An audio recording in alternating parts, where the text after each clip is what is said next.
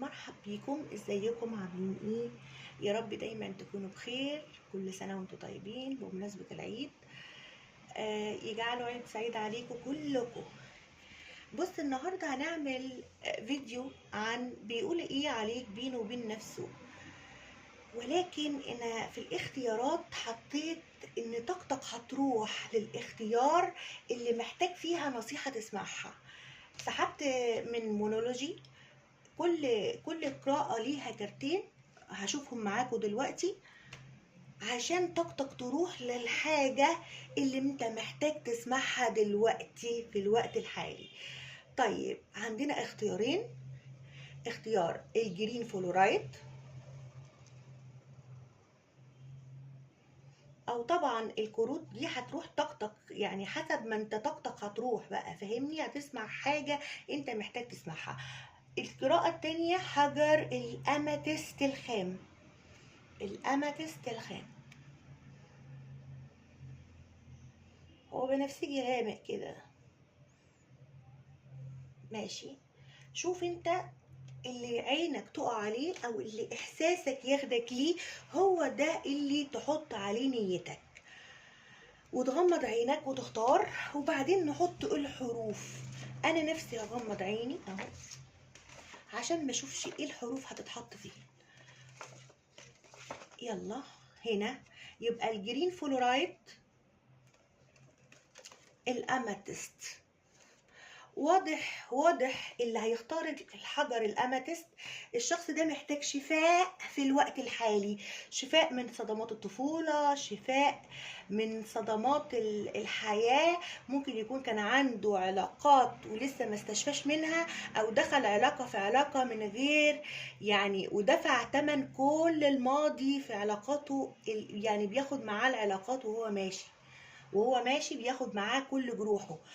ايه اللي اختار ده محتاج يفتح قلبه، ده محتاج يفتح قلبه للحب. طيب، اللي اختار الجرين فلورايد او اول حرف من اسم شخص في بالك، طبعا هسيب لك الحروف في الديسكريبشن بوكس وفي اول تعليق مثبت. حجر الاماتيست او اول حرف من اسم شخص في بالك.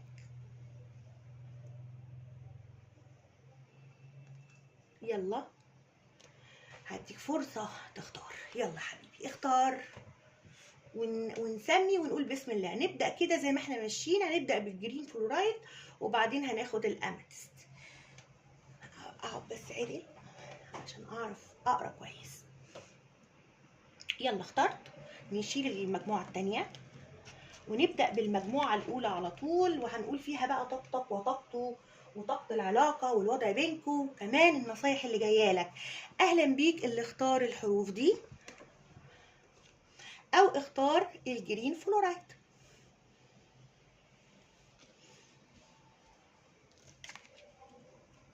النصيحتين دول مع التانية. تعال نشوف النصايح اللي جايه لك ايه. بيقول لك شكلك انت كده يا حبيبي قافل على نفسك ومنعزل، فبينصحك الاوراكل انك انت تخرج ستيب اوت اوف يور كومفورت زون، يعني انت اخرج بقى من منطقه الراحه. طيب، اللي انت اتحطيت فيه او اللي انت الكوميتمنت بتاعتك او اللي هي العلاقة بتاعتك ستختبر الفترة الجاية، فخلي بالك. طيب، نحط ال الاوراكل دول هنا ونبدأ ناخد الطاقة بتاعتك وطاقة الشخص اللي انت حطيته في نيتك.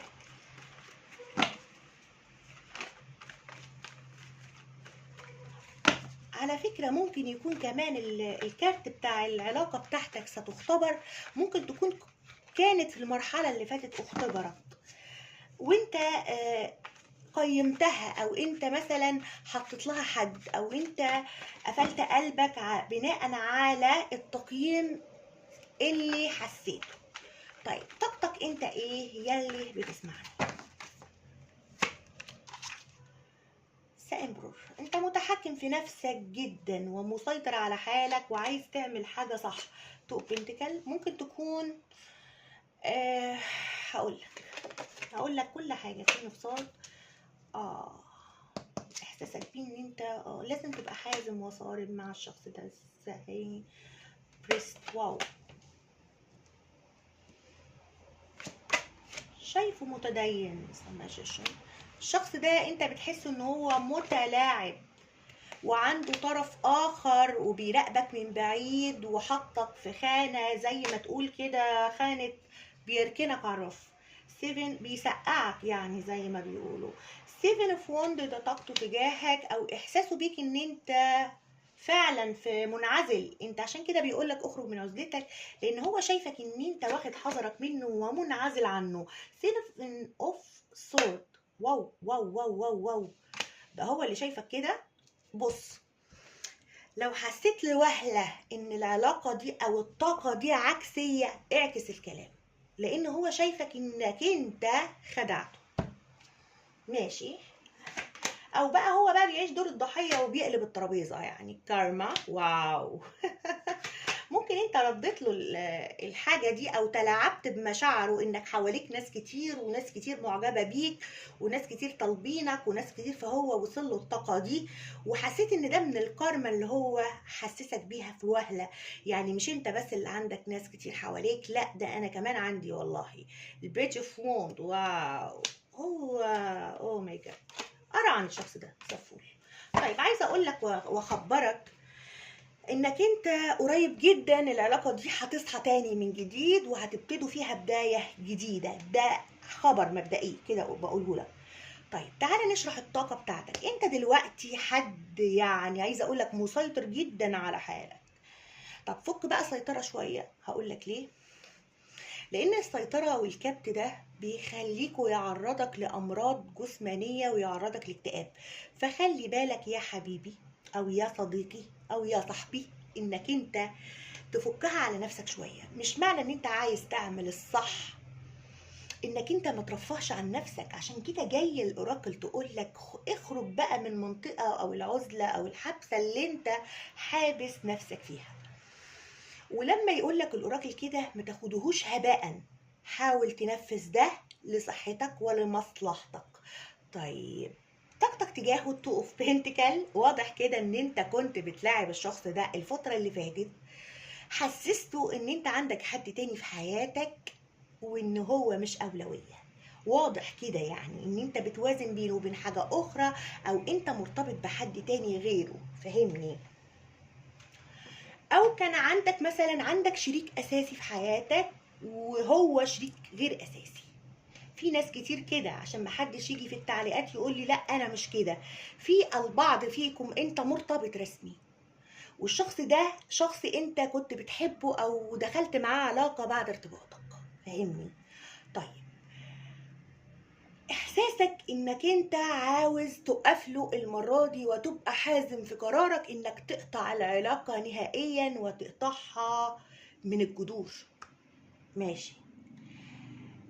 بتشوفه ان هو منعزل، بتشوفه ان هو مختلف عنك، او ممكن يكون بيخبي عليك شيء معين. ممكن يكون متزوج وانت عرفت ان هو متزوج، او مرتبط وانت عرفت انه مرتبط، فخدت الصدمة دي فقررت تقطع العلاقة.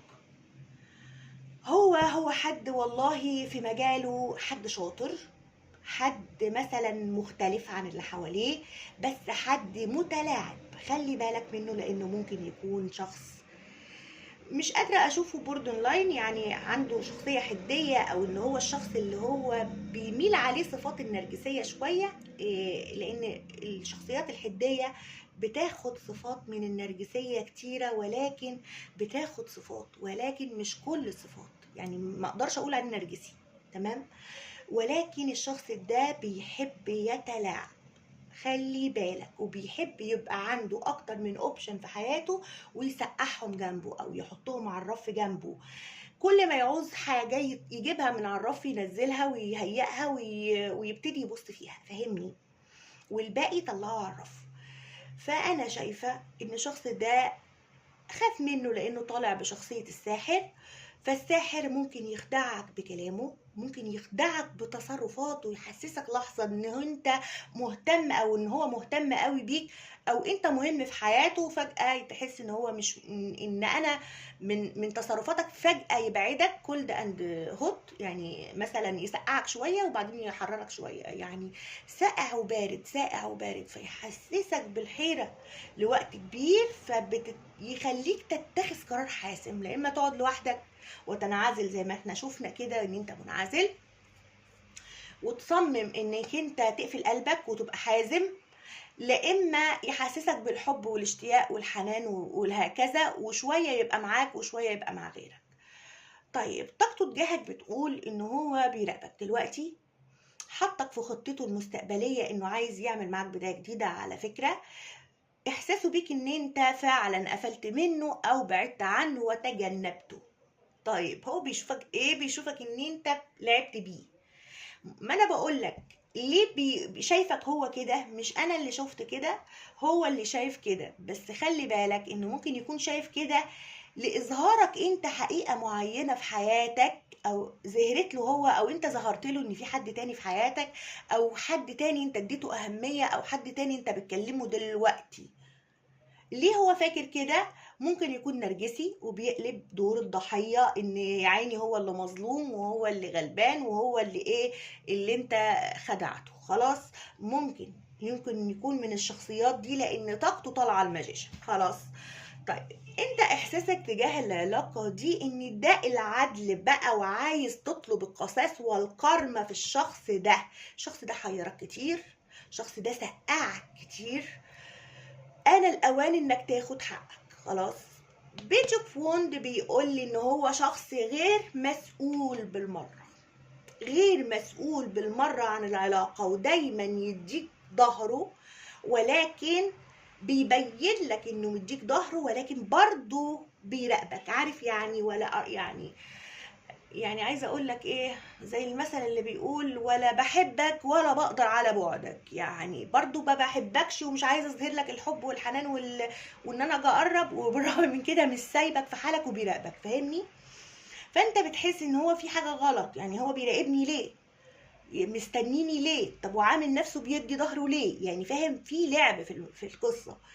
لكن العلاقه دي شكلها كده هتبتدي بدايه جديده من عندك بقى، من عنده، لا اعلم، هنعرف دلوقتي. طيب تعالى اخد لك، انا عايزه اشوف مشاعره تجاهك في الوقت الحالي. هحطها لك دي، ممكن اكتبها في العنوان، لان انا ما كنتش عامله في خطتي ان انا اشوف مشاعره تجاهك، ولكن وقعت لي الثري اوف بنتكل، يعني معناها ان العلاقه دي كان فيها مساعده ودعم. ممكن يكون الدعم ده كان عندك انت، وانت حسيت باستغلال من الشخص ده.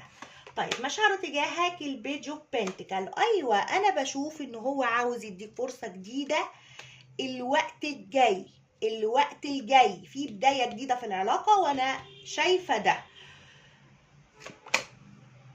ذات شادو سايد. اوكي مشاعره بقى، انا مش فرحانه بمشاعره. بص الشادو سايد ده معناه الشيطان، ده كارت الديفل اللي هو الشيطان، بس طبعا التارو بيختلف من تارو لتارو. فلما تبقى الشيطان في مشاعره يبقى هو ماشي هيعرض عليك عرض، ولكن ما تصدقش العرض ده، لانه ممكن يرجع لتصرفاته القديمه معاك. ممكن كمان دافع الغيرة عليك، لانه هو شايفك حد ممكن تكون بتدخل علاقات متعددة، او عندك ناس تانية في حياتك، انت اظهرت له الحتة دي. انت راجع تصرفاتك وراجع علاقتك وراجع نفسك، عشان ما حدش يقول لي انا ما ظهرتلوش الحتة دي. هو شايفك انك انت بتخش علاقات بسرعة وتخرج، او انت خدعته في حاجة. خلاص هو شايف كده، مش انا اللي شايفه يا جماعه. فلما يبقى في مشاعره ذا ديفل او ذا شادو سايد، يعني ان هو بيفكر ممكن يكون عايز يديك فرصة، بس عشان غيران وحاسس انك ضعت من ايده، فاهمني؟ فعايز يلحق يغتنم الفرصة معاك قبل ما حد يسرقك منه، فاهمني؟ فبرضو دي بتبقى لعب، لعب، لان هو الماجيشن ممكن ياخدك من اللي انت بتفكر فيه، او انت دخلت علاقه جديده مثلا وهو كان بيلمح لك مثلا من بعيد لبعيد للكراش. في ناس هنا كراش وما صرحلكش بالحب، يعني ايه، يعني ما صرحلكش، كان تلميحات من بعيد لبعيد، ما ادكش اثر رجعي، او ما ادكش قرار مهم، او ما ادكش حتى تنفيذ على ارض الواقع، وفضل يلمح يلمح يلمح.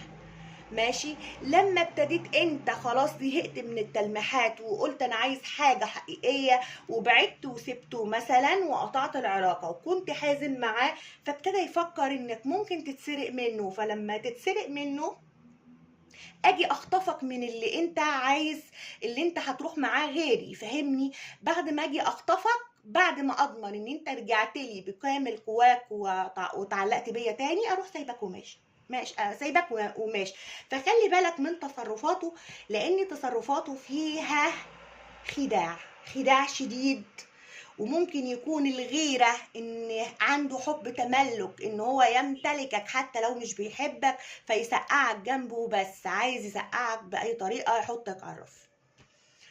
فمشاعره مش عجباني بصراحة، عايز يديك فرصة ولكن بيتمنى معاك الفرصة، هو بيتمنى معاك الفرصة، وده من طابع الغيرة، حاسس ان انت ممكن تبعد عنه او تشوف حد تاني. تعال نشوف الابراج اللي ظهرت لنا في اللوحة دي. عندنا برج الحمل، عندنا برج الميزان، عندنا برج الثور، عندنا القوس، عندنا الحمل مرة اخرى، عندنا الاسد، عندنا الجدي، عندنا القوس مرة اخرى. في طاقات مائية وطاقات نارية وطاقات هوائية، بس الهوائي مش كتير. ده دليل على قطع التواصل بينك وبينه دلوقتي، وان الحياة في التواصل مش مستقرة. ثانية واحدة اعدل كده عشان تشوف كل الكروت. كده انت شايف كل الكروت صح؟ طيب احنا خدنا مشاعره، عايزين نشوف الشخص ده لما انت بتيجي بباله بيقول عليك ايه بينه وبين نفسه. خلاص، بيقول عليك ايه ياي؟ ده بيفكر فيك بالليل على فكرة. زمون، واو. هقول لك تين اوف بنتكل، واو. تقريبا انت عندك احمال. بص يا سيدي، الشخص ده بيفكر فيك اكترية الوقت بالليل، يعني بيجي بالليل كده قبل ما ينام، يحط راسه على السرير او جسمه على السرير ويقعد يفكر فيك. ممكن احيانا بيوصلوا منك طاقة فيحلم بيك. ماشي. طيب لما بيفكر او بيحلم بيحس ان انت مختفي، بيفكر يقول ده مختفي فين، ده مخبي عني اسرار. الشخص ده برضو بيجيله فكرة سلبية انك انت ممكن تكون مش عايزه، او انت بقت فكرتك سلبية عنه لدرجة ان هو يعني ما بيعرفش ينام، ان انت ممكن تضيع منه. بيفكر كمان ان انت امور جدا، ان انت حلو قوي شبه القمر يعني في تمامه. بيشوف ان انت حد جميل وغامض في الوقت الحالي وجذاب جدا في عينيه. معرفش هو ايه الجاذبية اللي جات له في عينيه دلوقتي بسببك. تقريبا انت لعبت لعبة، او انت عملت شيء، او انت فعلا تغيرت من ناحيته لدرجة ان انت بتشوف اختياراتك الاخرى. وده من حقك انك ما تقعدش تستنى حد مسقعك على الخط كتير، ده حاجة من حقك ان انت تشوف اختيارات تانية، ده من حقك.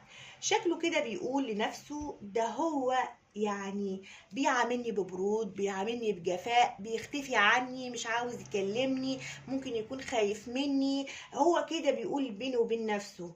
بيقول لي بينه وبين نفسه كمان ان انت شخص استحملت وصبرت عليه وما مشيتش من العلاقة دي الا وانت تعبان جدا وارهقت واستنفذت جدا طاقيا. هو بيقول كده. كمان بيقول ان انت قد المسؤولية، وان انت حد حمول جدا، حمول لدرجة مخيفة. استحملته كتير واستحملت اشياء كتيرة في حياتك، شيلتك اعباء، شيلتك مسؤوليات. بيقول بينه وبين نفسه ان انت ممكن تكون حد غني، ممكن تكون حد انيق، انت بتحب الحيوانات.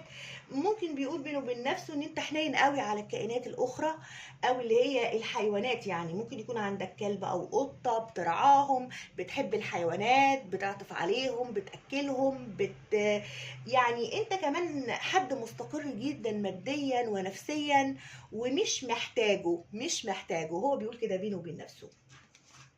تعال نشوف الابراج اللي ظهرت لنا. خد معاك برج السرطان، هو ده البرج الوحيد اللي ظهر. طيب ممكن انت تكون سرطان او هو.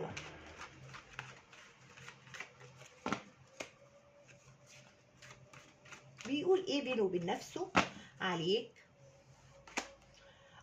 بيقول ان انت بالرغم من ان انت حبيته حب شديد قوي، بالرغم من ان هو شايلك احمال كتيرة قوي، بالرغم من كل ده انت ما بصيتش للماضي، انت سبت الماضي وراك ومشيت.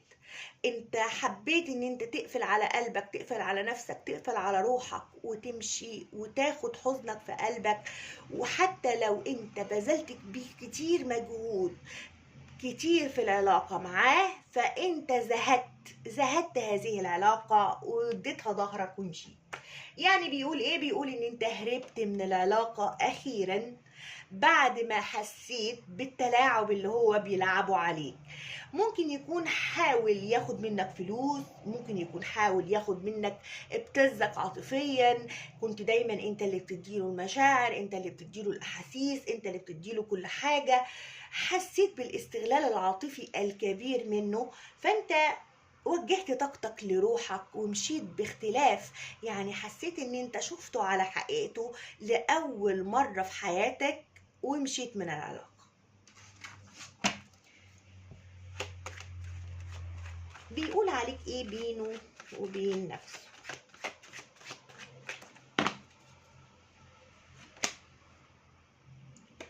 زي ما انا قلت، كل كلامه مع نفسه ان انت كنت حد صبور جدا وحكيم، صبرت عليه كتير، استحملته كتير، شايلك احمل فوق طاقتك. ممكن يكون ده لو زوج شايلك مسؤوليات البيت والاولاد وكمان الصرف في البيت، كنت انت بتصرف زيه زيك.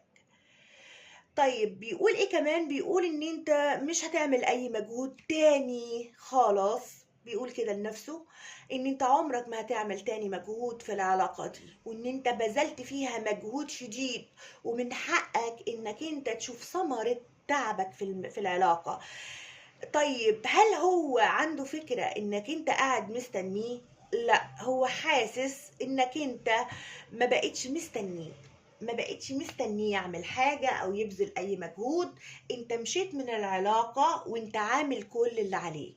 هو بيقول كده لنفسه ان انت مشيت من العلاقة وانت عامل اللي عليك وكفاية، يعني عداك العيب وقلح. بيقول ان انت بعدت نفسك بنفسك، يعني بعدت نفسك بنفسك. ممكن تكون انت من كتر الاحمال والمسؤوليات اللي هو شايلها لك حسيت بتعب، حسيت بخذلان، لدرجة ان انت اللي بقيت تداوي نفسك بنفسك. انت اللي بتتطهر من الحب ده، زهدت الحب ده، وابتديت تحس ان انت لازم تشفي روحك من تعلق هذا الشخص، او ان هو دخل حياتك عشان يعلمك درس مهم، وانت اتعلمت الدرس اخيرا. طيب بيقول ايه؟ بيقول ان انت بقيت امنية بالنسبة له غالية. هل يا ترى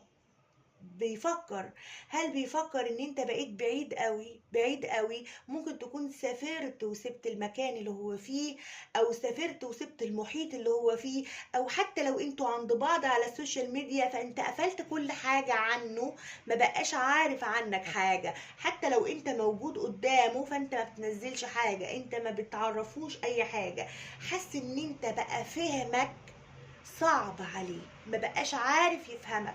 ممكن الاول كان بيقراك، دلوقتي مش عارف يقراك، مش عارف يحط اي حاجة او معلومة يجيبها عنك، لازم انت اللي تقولها عشان هو يعرفها. مهما حاول يعرف، مهما حاول يدور، ما بيلاقيش معلومات عنك. وده مخليه متجنن، مخليه شايط، مخليه بيفكر 1000 مرة انك ممكن تكون فعلا ضعت منه. خد معاك برج الدلو، دي الابراج اللي ظهرت. طيب تعال نشوف، ناخد الرومانس انجل، نشوف بيقول عليك ايه بينه وبين نفسه، او هو بيفكر ازاي دلوقتي.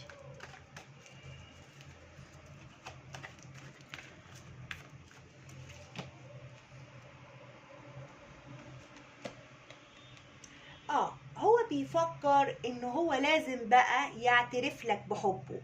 مش انا بقول لك لو انتوا كراش وقعدتوا كتير تلمحوا لبعض، او هو بيلمح لك وانت زهقت من التلميحات للبعض فيكوا انتوا كراش، وما قالكش حاجة او ما اعترفلكش بالحب، فهو ناوي يعترف لك بحبه. على فكرة الفترة الجاية هيعترف لك بحبه وهيحاول يرجعك. بص انت ايه بالنسبة له، انت جذاب جدا في عينيه دلوقتي. ليه جذاب؟ لانك بعدت نفسك بنفسك، مش محتاج حد يبعدك. يعني مش هو اللي قالك ابعد، او هو اللي قالك مثلا انا عايز اسيب العلاقة او نفركش او نبعد. هو انت بعدت نفسك بنفسك بطريقة لذيذة خليته يحس بجاذبيتك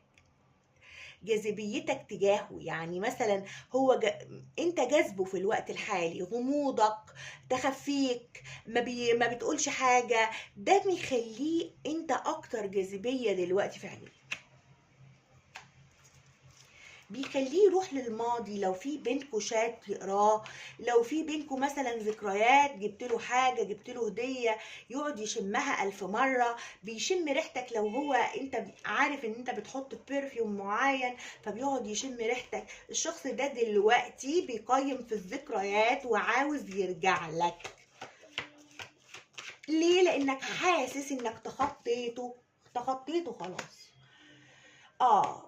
بص دي نصيحة جاية لك انت، هقول لك ليه. دي نفس النصيحة اللي انا قلتها لك في اول القراءة لما لقيت طاقتك الامبرور. بص بيقول لك ايه، let go of control issues. انت عندك مشاكل في التحكم والسيطرة. مش انا قلت لك ان كتر السيطرة بتخليك تمرض جسديا، وكتر الكبت.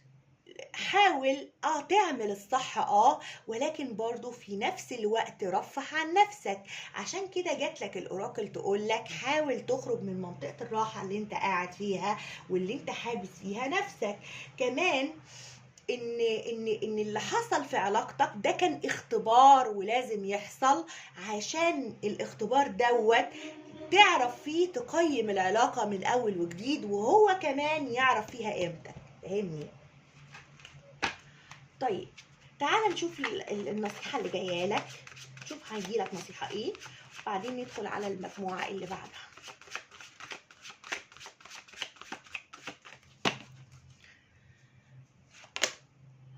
بيرفكت تايمينج. بص يا سيدي، العلاقة دي فيها توقيت مناسب. طب هل يا ترى العلاقة دي ده توقيتها المناسب انها تبتدي بداية جديدة؟ تقريبا ان ده الوقت المناسب اللي هو هياخد فيه قرار انه هو يرجع لك ببداية جديدة في العلاقة، وهيعبر لك عن حبه. عايزة اقول لك ان الشخص ده بيحبك حب رومانسي، في رومانسية هنا قادمة في العلاقة دي. بس انت اللي مش عايزه، انت هترفض الشخص ده، انت هترفض الشخص ده او ترفض اللي هيقدمه لك. ليه؟ لانك انت هتحس ان هو بيقدم لك كده حاجة عشان يكسبك في وقت حالي، وبعد كده يرجع تاني لتصرفاته القديمة. فانت تصرفات الشخص ده مش عاجباك. طب استنى اشوف لك نو ليه. نو تاني. يعني بيقولي ما تسأليش، هو مش عايزه. ليه؟ لانك انت مش مسامحه. forgiveness. انا فهمت ليه قال نو. انت اللي مش عايزه، انت ايه اللي هترفضه، انت اللي مش عايزه تدخله تاني حياتك. فانا لما جيت اسأل نو ليه تاني فطلع لي نو تاني. بس معناها اقفلي بقى الموضوع. طب ليه يا عم نو نضغط عليك شوية تقول لنا نو ليه؟ لانك انت مش قادر تسامحه. تقريبا خدعك، تقريبا عيشك في فترة كبيرة في وهم، عايد يلمح لك كتير، ما حاولش يعترف لك بحبه. ولكن انا شايفة في بوادر من ناحيته ان هو يقرب منك، بس برضو خلي بالك ولازم تتعلم الدرس. طيب لو حابب القراءة يا ريت تعمل لايك، ما تنساش تفعل زر الجرس عشان يجيلك مني كل جديد. وفي النهاية دي قراءة عامة، خد ما لك واترك ما ليس لك. يلا ندخل على المجموعة التانية.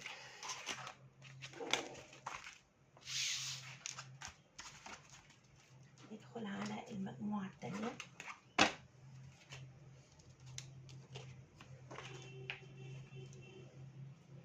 هلو اللي اختار حجر الأماتيست ده، أو أول حرف من اسم شخص في بالك. يلا نحط كده، ندخل نشوف الأول طاقتك وطاقته وطاقة العلاقة والنصايح اللي جايالك. قبل ما نشوف الأول هنشوف النصايح اللي جايالك بتقول ايه. أول حاجة جاتلك بيقولك ليه انت قاعد في الماضي. حاول ان انت ما تخليش الماضي يعوق حياتك، يعني سيب الماضي في الماضي وحاول ان انت تبص لقدام وتخطو قدما بقى وتسيب الماضي في الماضي. ادي اول كارت جاتلك في النصيحة. طيب تاني كارت بيقولك التواصل الصريح او الكوميونيكيت الذكي، يعني المفتاح في التواصل الصريح او المفتاح او الحل في ان انت تتكلم بوضوح. حاول تتكلم بوضوح مع الشخص ده. لو انت يعني عايز حاجات معينة حاول ان انت تبقى واضح في اسلوبك، مهذب فيه، دبلوماسي، ولكن ما تجيش على حقك.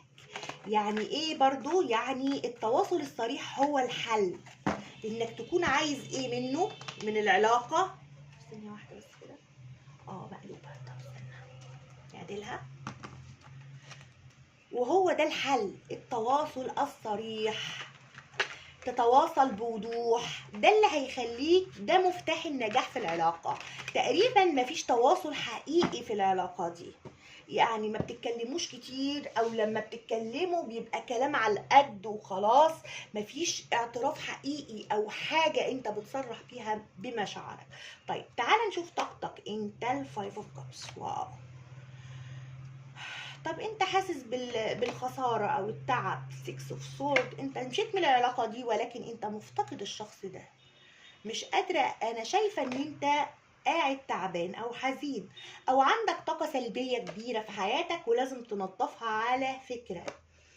عشان كده بيقولك ما تبصش للماضي. ده فعلا الكارت ده ملائم للأوراكل ده. انا هفهمك دلوقتي بس ناخد كل حاجة احساسك بيه. اوكي، ممكن تكون انت وهو ازواج زورلد، ممكن تكون كمان انت وهو في علاقة بينكم على السوشيال ميديا او بتكلموا بعض عبر التواصل الاجتماعي.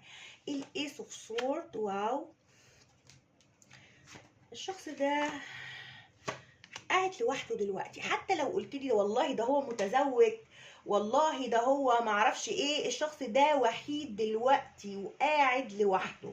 9 اوف كابس، احساسه بيك حلو قوي، ده بيتمناك قوي يعني. ذا امبرور، بيشوفك مسيطر، بيشوفك متحكم. ممكن يكون انت اللي دخل القراءة الأولى دخل القراءة التانية. ممكن تكون حاطط حد في القراءة الأولى بحروف حد وواخد حد تاني في القراءة التانية. 6 of Pentacle، اوكي. السيليفون، ال 8 of Cups، اوكي. طب بص بقى يا حبيب قلبي، تعالى نشرح الطاقة. بص، ما جالكش الكارت بتاع الاوراكل ده هباء، او مفيش حاجه بتطلع كده صدفه. انت بتحط طاقتك على حاجه وطاقتك هي اللي بتطلع. ثانيه واحده كده بس عشان اعدل التليفون بحيث انه يجيب لك الكروت وتشوفها. بيقول لك ما تدعش الماضي يعوقك، يعني ما تعيش في الماضي. وده فعلا طاقتك، انت عايش اهو في الذكريات والماضي، انت بتبكي على اللي فات. حامل الذكريات، مش قادر تشوف امل، انت في طاقة سلبية حواليك كبيرة مخلياك قاعد، ممكن تكون قافل على نفسك، حزين زعلان على اللي بيحصل، قفلت قلبك من كتر الخذلان، قفلت قلبك من الحزن، ولكن طاقتك تجاهه انت اللي مشيت من العلاقة، انت اللي سبت له العلاقة ومشيت بقرار مهم في حياتك، انت اللي عايز تمشي وتسيبه. طب احساسك بيه ان هو كانت علاقة يعني فيها استقرار وفيها يعني استقرار، ممكن لو انتوا ازواج للبعض فيكم فقط، لو انتوا ازواج كانت علاقة رسمية وبهتة وجافة ما فيهاش اي نوع من انواع المشاعر. حتى لو انت في علاقة تانية غيره، فانا حاسة برضو ان الشخص ده كان بيخليك وحيد او علمك ازاي تستقوى على نفسك وتبقى لوحدك وتبقى انت مكتمل بذاتك، وده اللي هو علمهولك على فكرة. ولكن انت دلوقتي في طاقة سلبية، حاول تنظف الطاقة السلبية اللي انت فيها، تنفضها من على جسمك، يعني تغتسل بمية وملح، تقرا قرآن، تقرا حاجات، تسبح، حاول تعمل ده عشان انت عندك طاقة سلبية كبيرة، عشان انت كمان باصص للماضي. ممكن تكون كمان جروح الطفولة انت دلوقتي بتفتكرها، يعني مثلا تكون الشخص ده خلاص عمل لك موقف من فترة، ولكن انت مثلا تقعد مع نفسك دلوقتي وتقول يا انا وانا صغير حصل لي كذا، وامي عملت لي كذا، وابويا عمل لي كذا، وتقعد تفتكر كل اللي فات، كل ذكرياتك. حتى لو انت عندك طرف اخر في حياتك، فانت بتقعد تفكر الطرف الاخر ده في المساوئ بتاعته، انت مش شايف اي حاجة حلوة. مش قادرة اقول في الحياة، لان اكيد في حاجات حلوة كتيرة في الحياة، ماشي، لكن انت مش شايف اي حاجة حلوة في علاقاتك، انت خدت يعني شنطة ذكرياتك السيئة معاك في كل علاقة. طيب انت بتشوفه ان هو حد ناجح، ممكن كمان بتشوفه مشهور في مجاله، ممكن يكون الشخص ده ناجح ومشهور وعنده فلوس والعين عليه، فاهمني، وانسان بيعرف ناس كتير وعنده صحاب كتير عبر السوشيال ميديا. بتشوفه كمان من عالم مختلف، بتشوفه تفكيرك وتفكيره مش متفقين، هو بيسعى لشيء معين في حياته وانت بتسعى لشيء اخر. ممكن يكون هو شخص مادي، ما بيحسش بالاحاسيس اللي انت حاسسها، ما يبقاش عاطفي قوي زيك، ما بيزعلش على اللي فات زيك. مثلا انت عاطفي قوي وحساس، زعلان على اللي فات، انا مش قادره انكر انت زعلان على اللي فات، هو لا، انت بتشوفه حد تاني، حد صلب، ممكن حد بيتعامل يعني بيعرف يعني ايه يلملم جروحه كده ويمشي ويتخطى كل شيء. ممكن يكون عمل شفائه، ممكن يكون خلص شفائه، ممكن يكون يعني عمل كل حاجة في حياته بحيث ان هو ما يبكيش على الماضي. ده على الماضي، هو في الماضي، لكن انت لسه عايش في الذكريات السيئة. انا مش قصدي اعيش في ذكريات الشخص ده، لا، انت قاعد في ذكرياتك انت كلها بقى، سواء مع الشخص ده او سواء مع اشخاص اخرين، او سواء مع حياتك عموما من ايام ما كنت طفل، انت بتحمل ذكرياتك السيئة وقاعد فيها.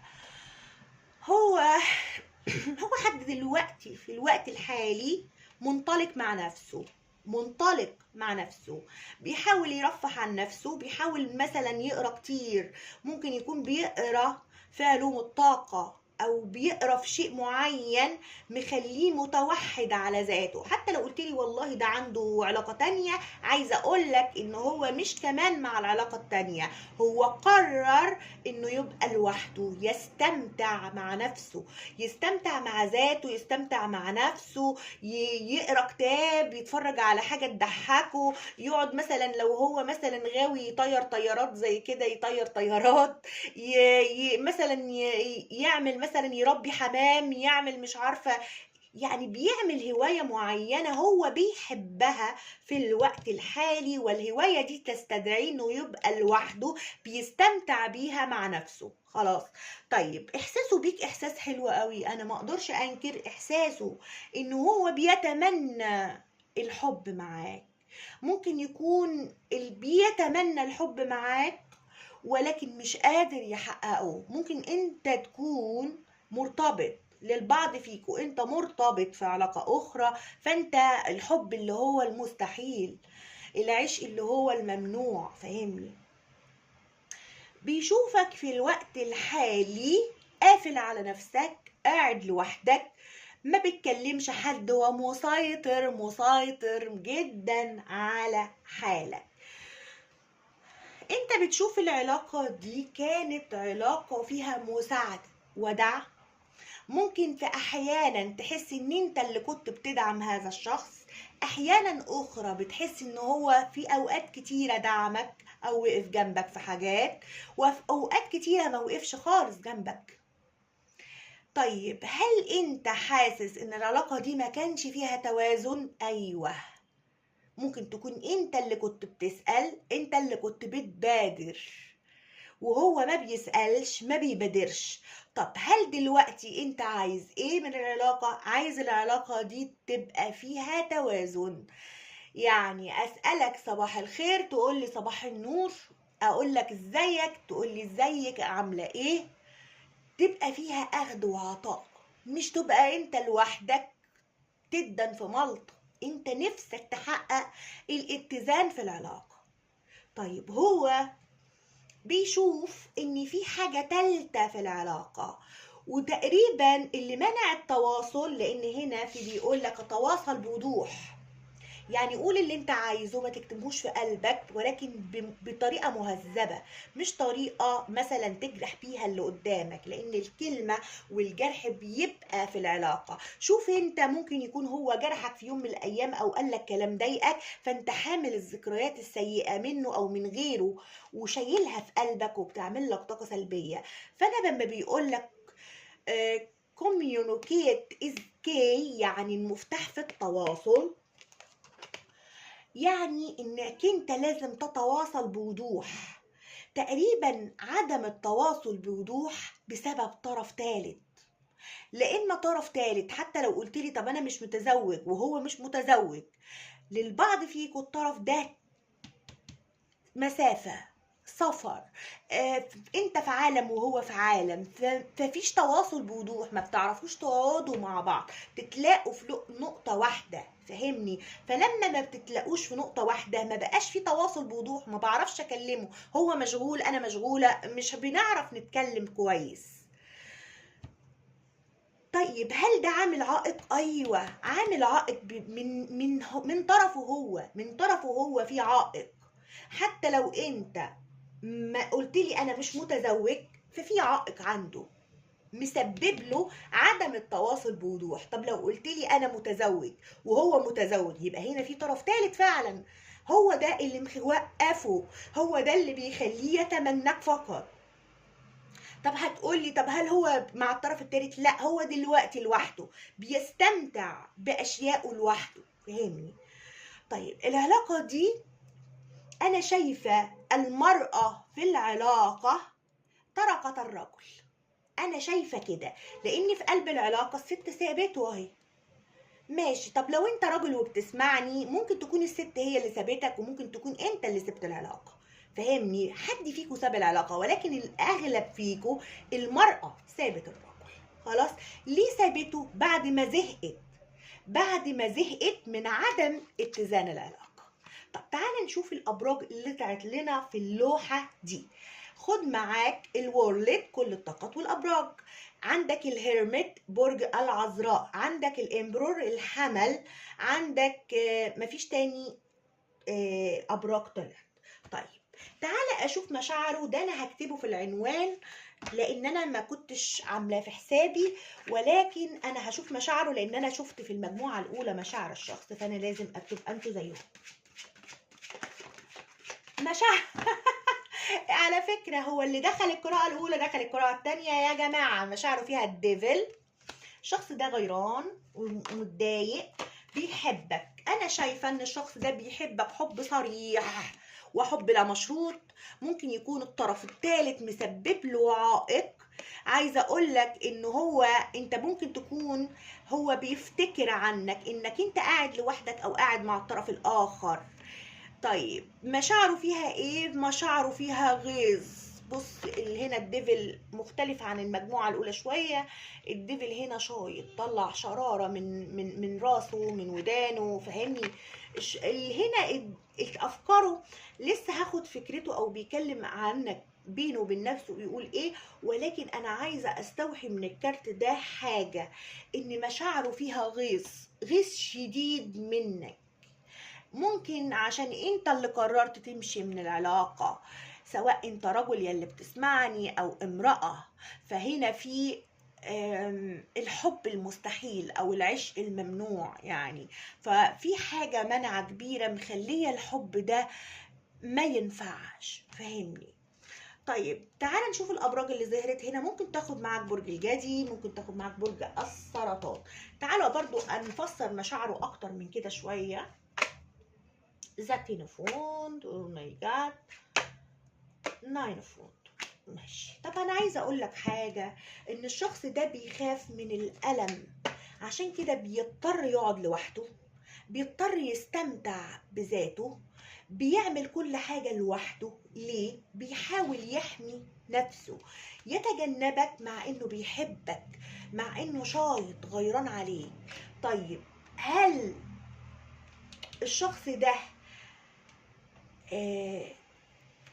يعني مشاعره لسه فيها عاوز يرجع لك؟ لا، الشخص ده برضو في حتة، نوع من انواع الحتة السلبية في العلاقة. ممكن يكون ان هو ما بيعرفش ياخد القرار، ما بيعرفش ياخد القرار ان هو يدافع عن العلاقة مهما كان الحب اللي في قلبه. ليه؟ لان كتر المسؤوليات اللي عليه، او لو هو عنده طرف اخر محمله مسؤوليات واعباء كبيرة قوي، لدرجة ان هو بيمشي وهو تعبان وهو مسكين وهو متضايق من اللي بيحصل، انه لا باليد حيلة. الشخص ده سلبي في تصرفاته تجاهك. ممكن يكون بياخد قرار في اي حاجة عادية في حياته، في علاقة اخرى، في صداقة، في علاقة عائلة، ولكن عندك انت فقط بيبقى تصرفه سلبي، بينسحب، بيمشي وهو مكبل او متحمل احمال، او هو من كتر مسؤولياته بيبقى ماشي وهو تعبان وهو زعلان قوي من العلاقة. طب مشاعره فيها ايه؟ فيها تجنب رغم حبه. ايوه رغم حبه. طب ليه بيعمل كده؟ تسألني ليه بيعمل كده طالما هو متغاظ قوي من حاجة عندي او غيران عليا؟ طب ليه بيعمل كده؟ بيعمل كده عشان بيحمي قلبه. ليه؟ لانه قلبه اتكسر. الكوين اوف كابس قفل على قلبه، قفل عليه. ممكن يكون حطك جوه الكاس، قفل عليك. طب انا حطه جوايا، طب انا عايز ايه تاني؟ طب انا اعمل له خطوه؟ لا، خليني افضل من بعيد. طب اعمل ايه؟ طب اسال عليه كل فتره وفتره. طب اعمل ايه؟ طب انا متغاظ مثلا عنده حد تاني في حياته، طب انا اعمل ايه؟ اتجنبه. اعمل ايه؟ اهرب. اعمل ايه؟ اتحمل مسؤوليات اكتر، ادوب في دوامة الحياة. هو ده تفكيره. مشاعره فيها ايه؟ انا مش شايفة مشاعره فيها تلاعب زي الطرف الاول او المجموعة الاولى. المجموعة الاولى كان مشاعره فيها خداع، لكن ده مشاعره فيها غيظ وغيرة. غيرة من شيء عندك، غيرة منك، مش منك انت يعني غيران منك ما بيحبكش، لا، غيران ان انت اللي خدت القرار ومشيت. ازاي انت تسيبني؟ فهمني؟ فانا متضايق متغاظ. طيب ايه الابراج؟ ما فيش ابراج طلعت لي. طيب تعالى نشوف الشخص ده لما بيقف بينه وبين نفسه بيقول عليك ايه. تعالى نشوف كده، ندخل جوه عقله بيقول عليك ايه. تعالى.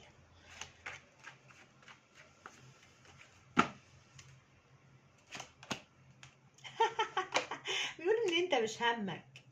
بص الشخص ده ساعات ما بيوثقش فيك، الشخص ده ما عندوش ثقة فيك. ممكن تكون انت سبته قبل كده، او انت متعود انك تسيبه. الشخص ده بيحس ان انت قاعد حاطط رجل على رجل، مش همك. اهم حاجة عندك استحقاقك انت العالي، او انت فعلا وصلت للاستحقاق العالي انك تحط رجل على رجل وتقول اللي عايز يمشي يمشي، واللي مش اللي عايز يجي يجي. فهمني؟ طب بيقول عنك ان انت برضو حواليك ناس كتير عندك، لو انت مثلا مش مرتبط، او حتى لو انت مرتبط هو عارف انك حواليك ناس، او انت مرتبط بحد هو عينه عليك.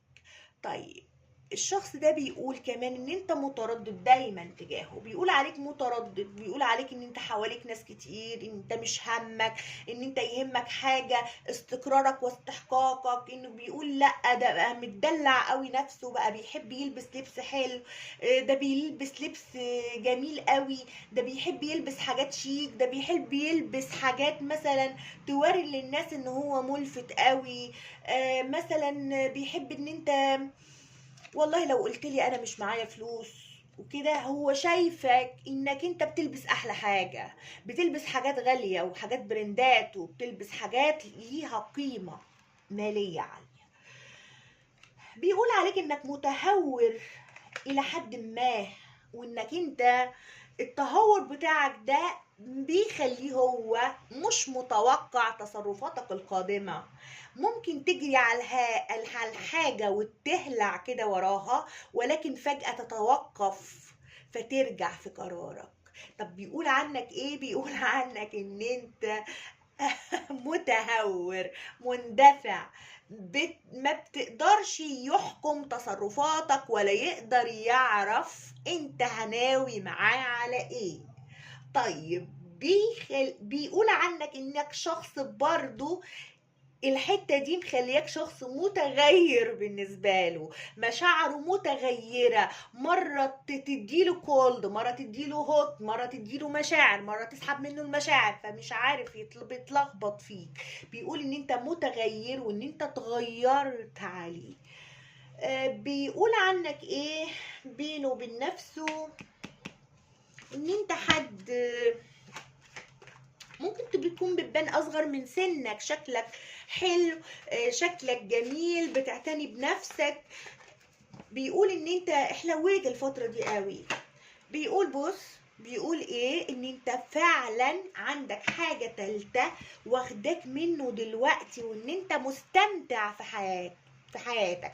طب هل بتقولي اسألني سؤال، هل الشخص ده شايفني انا ان انا تعبان وحزين وقاعد في السلبية؟ لا، هو انت تقريبا ما بتبينش السلبية، انت طالع لي انت بطاقتك الحقيقية لان انا واصلة للي جواك، لكن هو مش عارف يوصل للي جواك. انت بتبين له حاجة تانية، انت بتبين له ان انت سعيد، لو انت مرتبط مثلا سعيد في ارتباطك، سعيد مع الشريك مع الزوج، بتعيشوا اجواء حلوة رومانسية، بتحضروا مناسبات، بتتفسحوا، بتتصوروا حاجة كده. هو بيقول عليك بينه وبين نفسه حاجتين، لو انت مرتبط بحد غيره بيقول ان انت سعيد معاه، وان انت بتحضروا مناسبات مع بعض، وان انتوا بتعيشوا اجواء رومانسية. لو انت مش متزوج وهو عارف ان انت مش متزوج وكده، يعني انت مش متزوج وهو مش متزوج، فهو يتمنى، بيقول لغيره وبينه وبين نفسه ان انت عايز يتجوزك، ان انت من احلامه ان هو يحققها، امنية بالنسبة له ان هو يعيش معاك في رومانسية.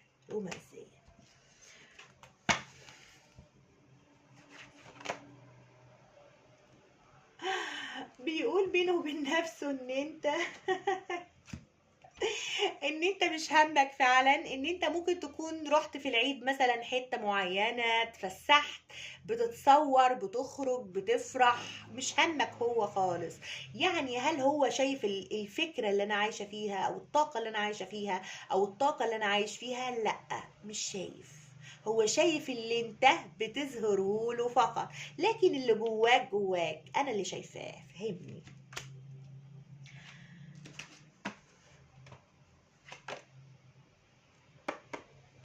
ليك حاجة في القراءة الأولى، أكيد اللي دخل القراءة الأولى دخل التانية، أنا متأكدة بعض فيكوا دخلوا الاتنين. عايزة أقولك إن الشخص ده حاسس إن أنت بقيت بعيد قوي، زي القراءة الأولى أنت بعدت نفسك عنه، وبقيت جذاب قوي في عينه، بقى يتطلع عليك من بعيد يشوفك أو يشوف أخبارك. بس أنا شايفة إن في القراءة الأولى حاجة تانية عندي، انك في القراءة الاولى الشخص اللي بيسمعني ما بينزلش حاجة على السوشيال ميديا، لكن انت ممكن تكون بتنزل، بيعرف اخبارك من بعيد عن طريق التواصل الاجتماعي، او بيشوف صورك من بعيد وبيتحسر عليها. بتغاظ جدا ان انت بقيت مش همك، فهمني. خد معاك برج الدلو، وخد معاك برج العذراء والحمل. خلاص. طيب تعالى اشوف بيقول عنك ايه بينه وبين نفسه من الرومانس انجل. هنشوف بيقول ايه عليك بينه وبين نفسه.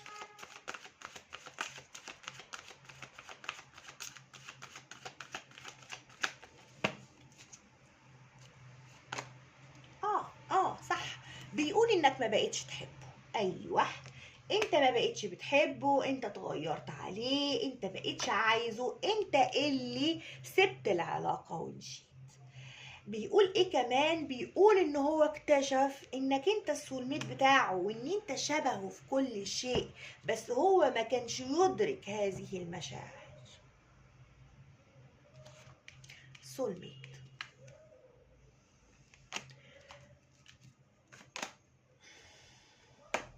بيقول عنك انك عندك حب جديد، او دخلك حاجة جديدة غيره. خلاص. تعال نشوف النيو لاف ده. خد كارت كمان.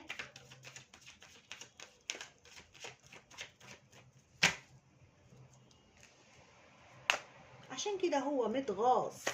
بص هقول لك على حاجة.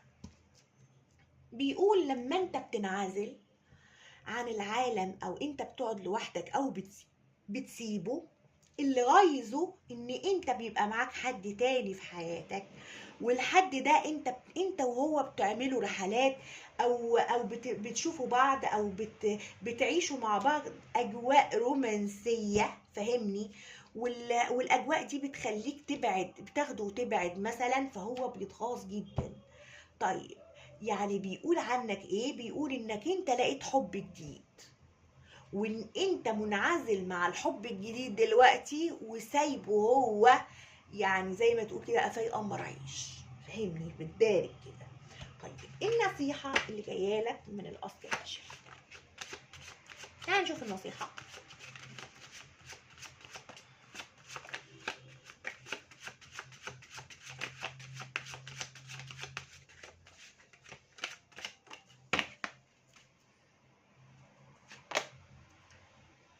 بيقول لك لا داعي للقلق. no need to worry. يعني انت مش مسموح انك تقلق. حاول ان انت تخف تفكير في الموضوع، او الحاجات السلبية اللي بتجيلك ما تقلقش منها خالص. كله هيعدي، وكله هتعمل له ان شاء الله ريليس لما تسيب الماضي في الماضي وتبص للمستقبل. بص للمستقبل بعين تانية. حاول ان انت تتخلص من السلبيات اللي عندك. عشان كده بيقول لك لا تقلق، لا تقلق. بيقول لك انت عندك حدث قوي. حاول ان انت تستمع لحدثك الفترة الجاية، وحدثك هو اللي هيدلك. listen to your intuition. يعني انت عندك حدث قوي، وحاول ان انت تستمع لحدثك. حدثك قوي، بقيت حد بتفهم في حدثك. يعني حاول ان انت كمان تعيد النظر في كل اللي حواليك. حاول ان انت تعيد النظر في الموضوع، او تعيد النظر تاني في حياتك، او حاول ان انت تعيد النظر انك انت تسيب الماضي في الماضي، وحاول ان انت تبص بايجابية اكتر للمستقبل. عشان كده بيقول لك عيد النظر. ناخد كارت كمان. in the near future. في المستقبل القريب العاجل. ماشي. العلاقة دي هيحصل فيها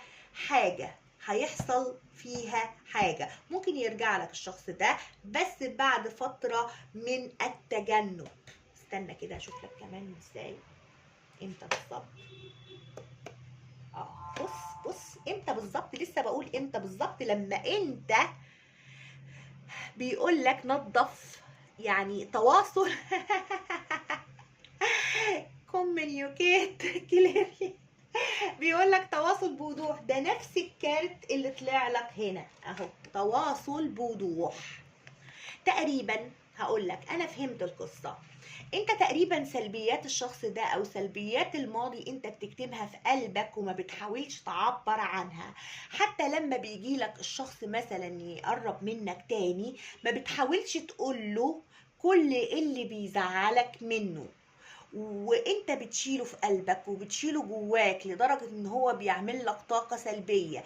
لا، بيقولك حاول لما الشخص ده يقرب منك تاني، لو انت عايزه حاول ان انت تتواصل بوضوح، تحط النقط على الحروف، تقول له انا ما بحبش الحاجه الفلانيه، ما تعملش التصرفات دي بتضايقني، حاول ان انت ما تعملهاش.